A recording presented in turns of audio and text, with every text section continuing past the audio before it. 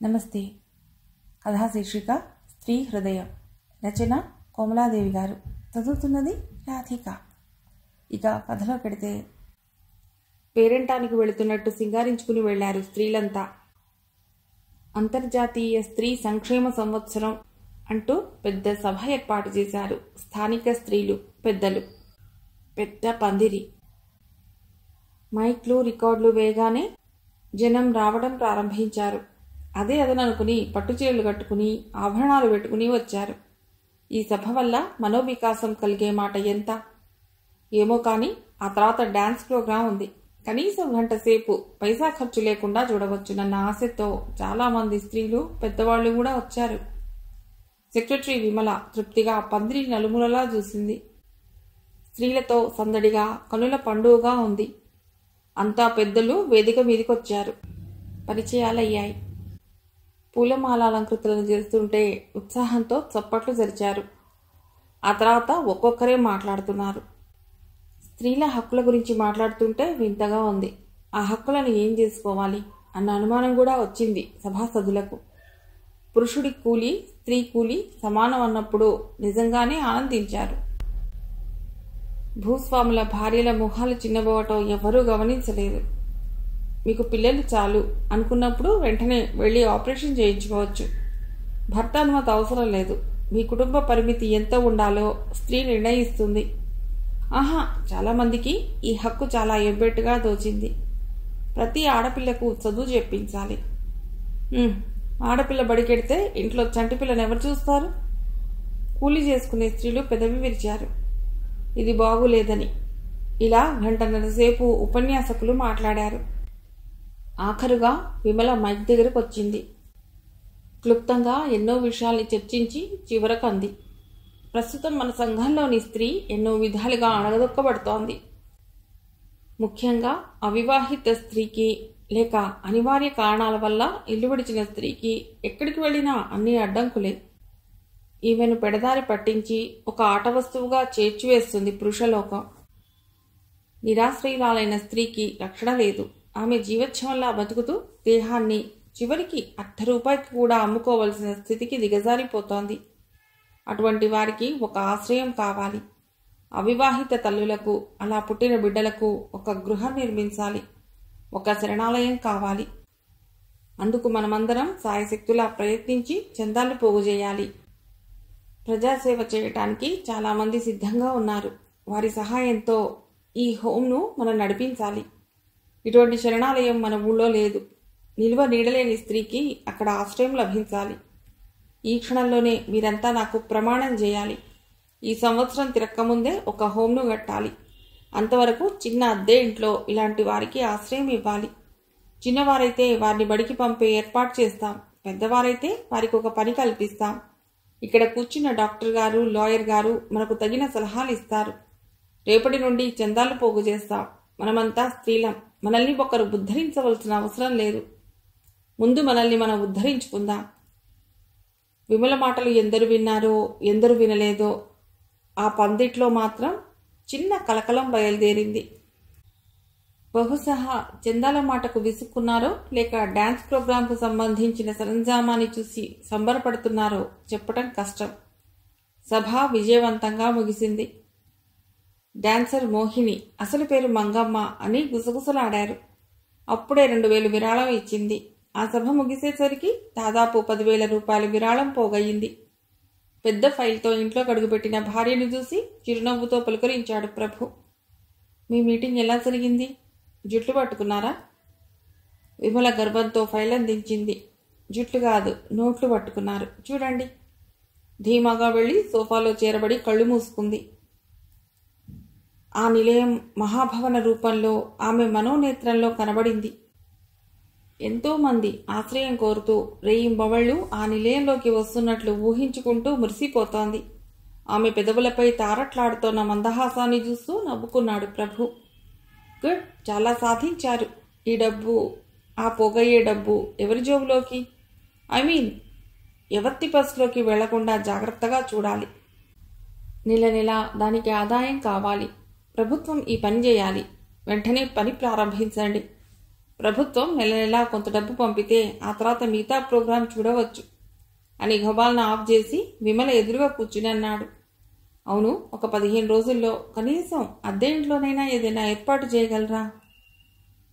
ఎందుకు అంది ఆశ్చర్యంతో. ఇవాళ మా హాస్పిటల్కి ఒక అమ్మాయి వచ్చింది. పాత కథే. ఇంకో వారానికి ప్రసవించవచ్చు. ఆ తర్వాత ఆమెను ఎక్కడికి పంపాలో తెలియక మేమంతా బుర్రబద్దలు కొట్టుకుంటున్నామనుకో. మా ఆయాకు ఎవరూ లేరు. ఓ 10 రోజులు పెట్టుకోమంటే సరేనంది. ఆ తర్వాత చూస్తూ చూస్తూ బాలెంతను సంటిపిల్లను వీధిపాలు చేయగలమా? దేవుడిలా ఈ ప్లాన్ వేశాడు. ఇకనే మీకు ఫస్ట్ ఇన్మేట్స్ దొరికినట్లే. ఈ ఇద్దరితో మీ హోంకు ప్రారంభోత్సవం జరిపించండి. విమల కూడా చాలా ఎగ్జైట్ అయింది. అలాగే నంది. ఆ రాత్రి చాలాసేపు మానవ సేవయే మాధవ సేవగా ఎంచుకున్న ఆ దంపతులు శరణాలయం గూర్చిన ముచ్చట్లతోనే కాలం గడిపారు. కానీ వాస్తవంలో అడుగుపెట్టగానే అడుగడుగున అవాంతరాలే వచ్చాయి. అసలు మొట్టమొదట అద్దెకు ఒక ఇల్లు సరికదా ఒక గది దొరకటం కష్టమైపోయింది. అదెందుకో తెలిసిన ప్రతి ఒక్కరూ టులెట్ బోర్డులున్నా ఎవరు అడ్వాన్స్ ఇచ్చి వెళ్లారని అబద్ధం ఆడారు. వాళ్లు కోరి అద్దెకివ్వటం లేదని తెలిసి కూడా ఏమీ చేయలేకపోయారు. ధనవంతుల కాంపౌండ్లో స్థలం కోసం ప్రయత్నించి విఫలమయ్యారు. 1,000 రోజులు దాటినా ఒక్క అంగుళం ముందుకెళ్లలేకపోయారు. ఈ 1,000 రోజుల్లో వారి ప్లాన్స్ అన్నీ కాగితాల మీద ఉండిపోయాయి. కానీ ఆ అమ్మాయి కడుపులో పాప అలా స్థిరంగా ఉండిపోలేదు. చక్కటి ఆరోగ్యవంతుడైన బిడ్డను ప్రసవించింది. వారం రోజులు హాస్పిటల్లోనే ఉంది. ఆ తర్వాత వారం రోజులు ఆయా ఇంట్లో ఉంది. మరి కొన్ని రోజులు ఆమె ఇంట్లోనే ఉండేటట్లు ఏర్పాటు చేయాలనుకున్నారు. కానీ ఆయా ఇంటతను పేచీ పెట్టాడు. అసలు కారణం తెలుసుకున్న ఆయా ముక్కు మీద వేలేసుకుంది. ఆ అమ్మాయి మీద జాలి పడింది. కానీ చేసేది లేక మరో చోటికి చేర్చాలని ప్రభుకు చెప్పింది. దాంతో సమస్య మొదలైంది. ఆలోచిస్తూ కూర్చున్నాడు. ఆ అమ్మాయికి భద్రత లేక హిస్టీరికల్గా తయారవుతున్నదిట. అనుక్షణం తన గతి ఏమవుతుందోనని తలుచుకుని కుమిలిపోయి ఏడుస్తోందిట. పాపం. అన్నీ వింటూ ఏం చేస్తే బాగుంటుందో ఆలోచిస్తోంది విమల. ప్రభుకు ఒక ఆలోచన రావటం తడవు సంతోషంతో అరిచాడు. అరే, దీనికింత ఆలోచించాలా విమల?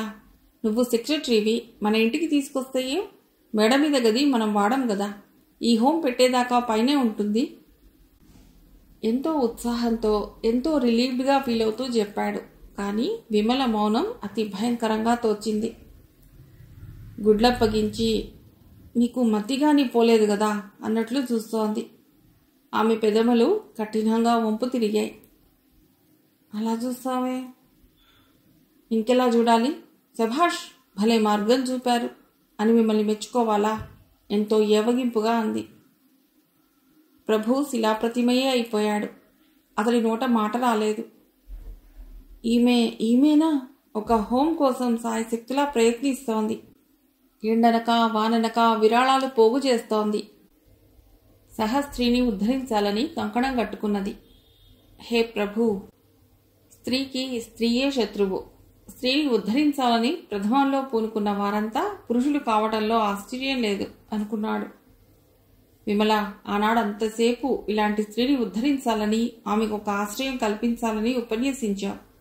ఈనాడు అటువంటి అవకాశం లభిస్తుంటే వెనక్కిపోతున్నావెందుకు? నువ్వు అందరిలా పిరికిదానవే గదు.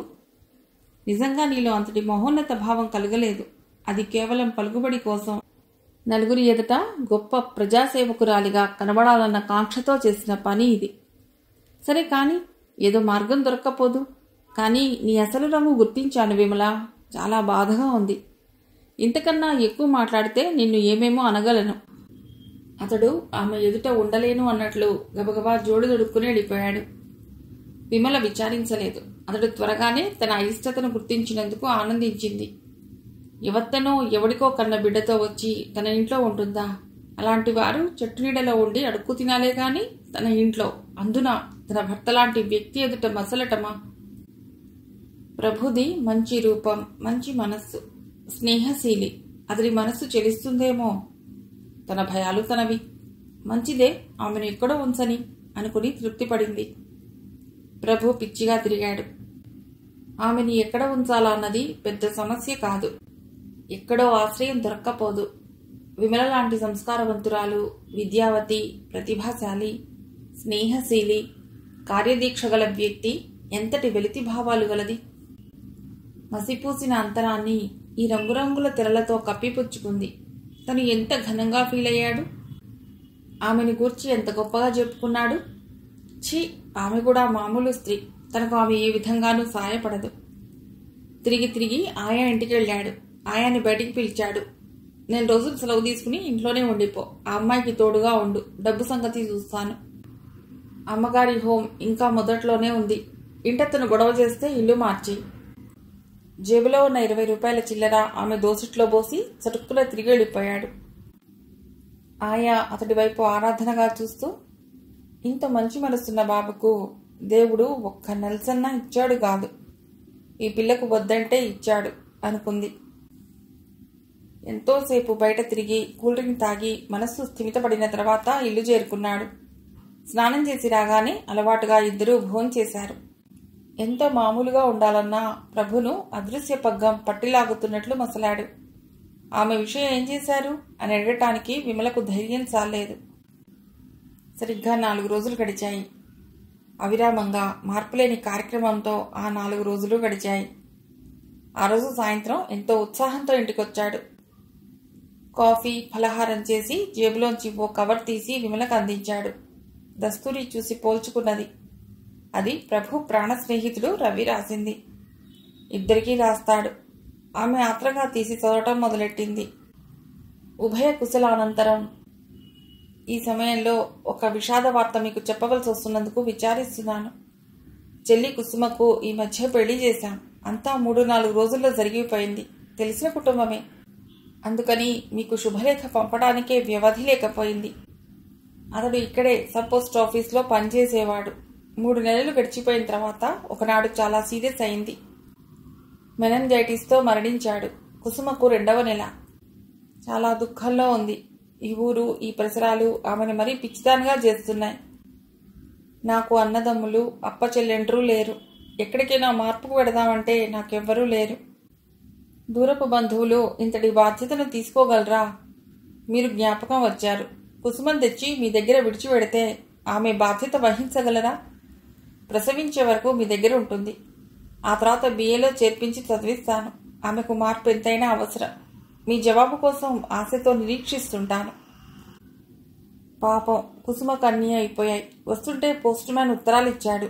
రవి నుంచి ఉత్తరం చాలా రోజులకు వచ్చిందన్న సంతోషంతో ఉన్నానే గాని అది ఇలాంటిదని అనుకోలేదు.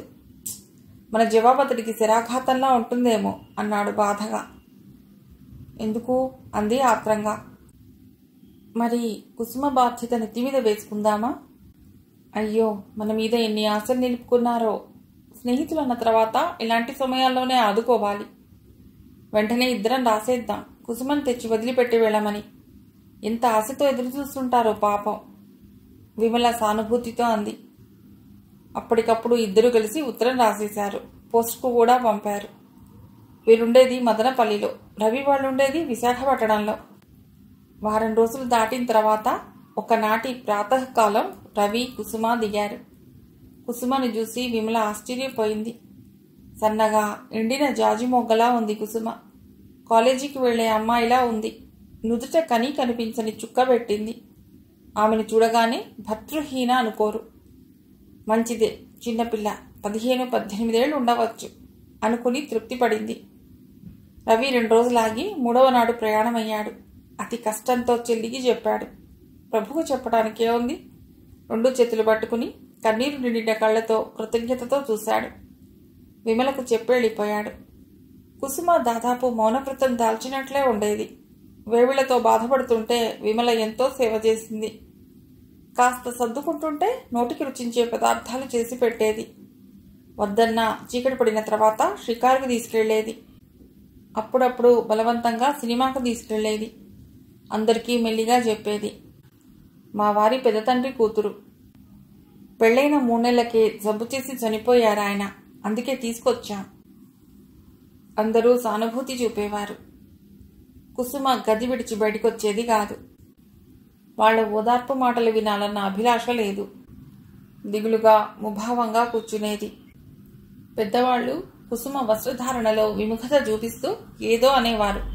కానీ విమల సర్ది చెప్పేది. ఈ కాలంలో ఆ పాత దురాచారాల్ని మాన్పించాలండి. రేపు బిడ్డ పుట్టిన తర్వాత కాలేజీకి వెళ్ళి చదువుకుంటుంది, ఆ తర్వాత ఉద్యోగం చేస్తుంది. ఎవరైనా పెళ్ళాడటానికి ఇష్టపడితే పెళ్లి చేస్తాం. చట్ట విరుద్ధమూ కాదు, ధర్మ విరుద్ధమూ కాదు. మనమంతా ఇటువంటి వారికి జీవనోపాధి కల్పించాలి. వీలైతే పెళ్లి చేసి పంపాలి. 13 ఏళ్ల పిల్ల 3 నెలలు కాపురం చేసిన ఫలితంగా జీవితాంతం విధవగా కాలం గడపటం న్యాయమేనా? ఇటువంటి వారికి చేయూతనివ్వాలని ప్రతి వారికి ఉంటుంది. కానీ ఇంకొకరేమనుకుంటారో అన్న భయంతో వెనక్కి తగ్గుతాం. ఆ భయం మనల్ని లొంగదీస్తుంది. అందుకే ఈ శరణాలయాన్ని స్థాపించాలని అంత ఆతృత పడుతున్నది. 3 నెలలకు శరణాలయం అన్న బోర్డు తగిలించడానికి అనువైన ఇల్లు దొరికింది.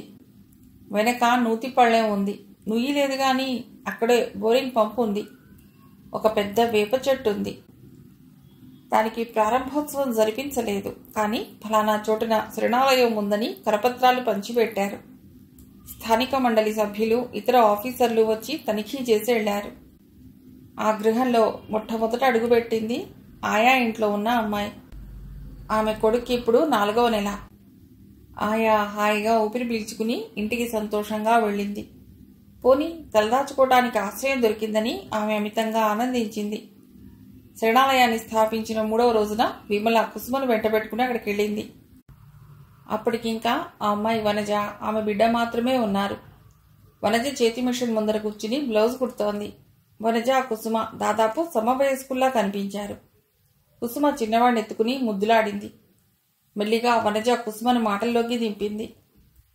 ఇలాంటి ఆశ్రయం దొరుకుతుందని కల్లో కూడా అనుకోలేదు. నాది పాత కథ, నమ్మి మోసపోయాను. ప్రేమకు వివాహానికి మధ్యలో పెద్ద అగాధం ఉందని అప్పుడు నాకు తెలియదు. ప్రేమ అనేది మందబుద్ధి కలిగించింది, పరిశీలనగా చూసే శక్తి నశించింది. అనుకున్నదంతా జరుగుతుందని నమ్మాను. నిజమైన ప్రేమ కలకాలం నిలుస్తుందనుకున్నాను. కానీ ఇద్దరం చిన్నవాళ్లమే. అతను నాలా స్టూడెంటే. అతడు నన్ను పోషిస్తాడని ఎలా అనుకున్నానో ఏమో. ఆ రోజుల్ని పునరావృతం చేసుకుంటే సిగ్గు కూడా. అటు ఇటు ఎవరికి అంతగా డబ్బు లేదు. యవ్వనపు పొంగులో అవన్నీ అట్టడుగున పడిపోయాయి. కనీసం గుళ్ళో పెళ్ళన్నా చేసుకోలేదు. పెళ్లికేం తొందర అనుకున్నాను. అతడు నావాడైనప్పుడు, అతడికి మనస్ఫూర్తిగా అర్పించుకున్నప్పుడు వేరే అనుమానాలు ఎందుకు వస్తాయి? ఇద్దరం లేచిపోయాం. సరిగ్గా 10 రోజుల్లో తేలిపోయింది. ఒక్కతిని మిగిలిపోయాను. ఇంటికి వెళ్ళాను. వెళ్ళగొట్టినంత పని చేశారు. ఆ తర్వాత మా పెద్దక్కయ్య తన వెంట తీసుకువెళ్ళింది. మా బావగారు రోగిష్టి. అక్క పనిచేస్తుంది. ఇంటి పనిలో సహాయంగా ఉంచుకుంటానంది. ఆ నెలలోనే తేలిపోయింది నేను ఒంటరి మనిషిని కానని. 3 నెలలు నన్ను కడుపులో దాచుకుని చూసుకుంది. ఆ తర్వాత ఎక్కడికి పంపాలో తోచలేదు. చివరికి హైదరాబాద్లో శరణాలయం ఉందని అక్కడికి తీసుకువెళ్లి విడిచి వచ్చింది. 1 నెల రోజుల్లో నేను ఎటువంటి విషవలయంలో చిక్కుకున్నానో తెలిసింది. ఆ గృహాలు పైకి శరణాలయాలు, లోపల అవి వ్యభిచార గృహాలు. ఆ సంగతి తెలిసిన వెంటనే అతను చూసి బయటపడ్డాను. ఎక్కడికి వెళ్ళను? మెల్లిగా ఒక ప్రైవేట్ హాస్పిటల్కి వెళ్ళాను. ఆ డాక్టర్ డబ్బిచ్చి మీ అన్నగారి దగ్గరకు పంపారు. హాస్పిటల్లో ఆ పని ఈ పని చేసేదాన్ని. తిండి బట్టకు లోటు లేకపోయింది. నెలలు నిండుతూ ఉంటే నాకు ఆ తర్వాత ఆశ్రయం ఎక్కడ దొరుకుతుంది అని విచారించని క్షణం లేదు. ఆ భగవంతుడే నాకు ఈ మార్గం చూపాడు. ఏదో విధంగా నా పొట్ట నేను పోషించుకోవాలి. వీడితో తిరిగి వెళ్ళలేను, వీడిని విడిచి వెళ్ళలేను. అందుకే ఇక్కడే ఉండిపోవాలనుకుంటున్నాను. కుసుమ అంతా విన్నది. వనజ చెప్తుంటే ఉద్రిక్తయ్యే ఏడ్చింది కూడా. సానుభూతి మాటలు 4 చెప్పే అంది. అసలు ఇలాంటి గృహాలకు కాలేజీ విద్యార్థినులను విజిట్కు తీసుకురావాలి. చిన్న వయసులో అందరినీ పోగొట్టుకుని నిరాధారులై పడరాని పాటలు పడుతున్న అమ్మాయిలను వాళ్ళు చూడాలి. వారు నిజం గుర్తించాలి. వివాహపూర్వం ప్రేమ పనికిరాదని వారు తెలుసుకుంటారు. తండ్రి పేరు పెట్టుకోవటానికి అర్హత లేని పసివారి మొహాలను చూసి వారి హృదయాలు చెలించాలి. అటువంటి పొరపాటు తాము చేయకూడదని తెలుసుకుంటారు. నేను మీలాంటి పొరపాటు చేయబోయాను, కానీ వెంటనే పెళ్లి చేశారు. కానీ ఇప్పుడేం జరిగింది? కుసుమ కంటనీరు పెట్టింది. వద్దు, మీరు ఏడవకూడదు. మీరు చిన్నవారు. మీ భవిష్యత్తు మాలా అంధకార బంధురం కాదు. మీ పాపకు మీకు ఎక్కడికి వెళ్ళినా తెరిచిన తలుపులే ఎదురవుతాయి. కుసుమ అక్కడి నుంచి లేచి వెళ్ళిపోయింది. వనజ పాపం అనుకుని తన పనిలో నిమగ్నం అయిపోయింది. నెల రోజులు గడిచిపోయిన తర్వాత మరో 4 స్త్రీలు చేరారు. అందరివి కన్నీటి గాథలే. కానీ అక్కడ వారు తమ పాత జీవితాన్ని మర్చిపోయినట్లే నటిస్తూ యాంత్రికంగా తమ పనులు చేస్తూ పోతున్నారు. స్త్రీకి భద్రత అంటూ ఉంటే కనీస జీవితావసరాలు తీరితే ఆమెకు సెక్స్ జీవితం అవసరం లేదు. స్త్రీకి సెక్స్ 6వ స్థానంలో ఉంటుంది. ఎవరో కానీ కోరి వ్యభిచరించి ఆనందించరు. విమలకు చేతి నిండుగా పని ఉంది. ప్రభు ఆమెకు ఏ విధమైన సలహాలు ఇవ్వడు. శరణాలయం విషయాలే పట్టించుకోడు. అనారోగ్యంతో ఉన్న వారికి డాక్టర్ కాబట్టి మందులు ఇచ్చేవాడు. ఒకానొక ప్రాతకాల సమయంలో కుసుమ ఆడపిల్లను ప్రసవించింది. పాప ఆరోగ్యంగా ఉంది. ఆ తర్వాత నెల రోజులు గడవకముందే రవి వచ్చి తీసుకెళ్లిపోయాడు. కాలేజీలో చేర్పించాలని, లేట్ అవుతే కష్టమని చెప్పాడు. కుసుమ విమలకు కృతజ్ఞతతో నమస్కరించి సెలవు తీసుకుంది. ప్రభు ఎదుట నిల్చుని పోరున ఏడ్చింది. ప్రభు చెమ్మగిలిన కళ్ళను ఒత్తుకుంటూ ధైర్యం చెప్పాడు. అప్పుడప్పుడు కుసుమ నుంచి ఉత్తరాలు వచ్చేవి, చదువు బాగా సాగుతున్నట్లు. గుంటూరు విమెన్స్ కాలేజీలో చదువుతోంది. పాపను వాళ్ళ నాన్నమ్మ గారింట్లో వదిలినట్లు రాసింది. రాను రాను ఉత్తరాల సంఖ్య తగ్గిపోయింది. ఒకనాడు BA పాస్ అయినట్లు రాసింది. తర్వాత MAలో చేరినట్లు రాసింది. మరి ఉత్తరాలు లేవు. రవి ద్వారా అప్పుడప్పుడు ఆమె క్షేమ సమాచారాలు తెలిసేవి. విమలకు బాధ్యతలు ఎక్కువయ్యాయి. వనజకు మరిద్దరిని తోడిచ్చి టైలరింగ్ షాప్ ఆశ్రమంలోనే పెట్టించారు. విరక్తితో ఆ శరణాలయానికి వచ్చిన వారిని మామూలు మనుషులుగా చేయటానికని అక్కడి వారు, విమల సహాయకులు ఎంతో పాటుపడవలసి వచ్చేది. అనుకున్నట్లు 4 ఏళ్లలో 10 గదులు గల హోం కట్టించగలిగారు. అక్కడికి వచ్చే స్త్రీ ఎవరి తాలూకో కనిపెట్టడానికి కొన్నిసార్లు పోలీస్ సహాయం తీసుకోవాల్సి వచ్చేది. భర్త హాస్పిటల్లో ఉన్నంతసేపు విమల హోంలో గడిపేది. ఆ శరణాలయ ప్రారంభోత్సవం నాడు ఏదో కేసుందని, చాలా సీరియస్ కేసని ప్రభు పక్క ఊరికి వెళ్ళిపోయాడు. దాని అంతరార్థం ఒక్క విమలకే తెలుసును. ఆమె హృదయం గాయపడింది. కుసుమ ఎలా ఉన్నదో అని ఏడాదికొక్క మాట అనుకోవటానికి కూడా వీలైనంత పని ఉండేది విమలకు. కాలగతిలో 9 సంవత్సరాలు దొల్లిపోయాయి. ఆ రోజు ఇంటికొచ్చిన ప్రభు ముఖం ఆనందంతో నిండిపోయింది. రాగానే ఒక శుభలేఖ బల్ల మీద వేశాడు. చూడు విమల, ఎవరిదో? ఆత్రంగా విప్పింది. చిరంజీవి సౌభాగ్యవతి కుసుమకు, చిరంజీవి విజయానంద్కు. మన కుసుమ పెళ్ళండి, ఆనందంతో అంది. అవును, అతడు చాలా మంచివాట అని లోపలికి వెళ్ళిపోయాడు. మంచివాడు కాబట్టే విధవను పెళ్లాడుతున్నాడు. అందుకు కాదు మంచివాడనటం అని విమలకు ఒక కవర్ అందించాడు. అది చాలా పాతగా పసుపు వన్నె దాల్చిన కవరు. భర్త ఇచ్చిన దాన్ని అందుకుని సంశయంతో చూసింది. చదువు అని కుర్చీలో కూర్చుని కాఫీ కప్ అందుకున్నాడు. అది కార్బన్ కాపీ ఉత్తరం. ప్రభు రవికి రాసిన లేఖ. 10 సంవత్సరాల క్రితం తేదీ వేసి ఉంది. విమల ఆత్రంగా చదివింది. రవి, కుసుమను గుర్చి నువ్వు రాసిన వివరాలు చదివి చాలా విచారించాను. స్నేహితుడిగా నీకు సహాయం చేయాలని నిశ్చయించుకున్నాను. కానీ కుసుమ కాలు జారి గర్భవతి అయిందన్న విషయం విమలకి తెలిస్తే గుమ్మం ఎక్కనివ్వదు. అందుకని 3 నెలల క్రితం వివాహం అయిందని, భర్త పోయాడని ఒక ఉత్తరం రాయి. నీ ప్రజ్ఞనంతా ఉపయోగించి అనుమానానికి ఆస్కారం లేనటువంటి లేఖ రాయి. కుసుమ కూడా ఈ విషయం చెప్పి మౌనంగా ఉండవను.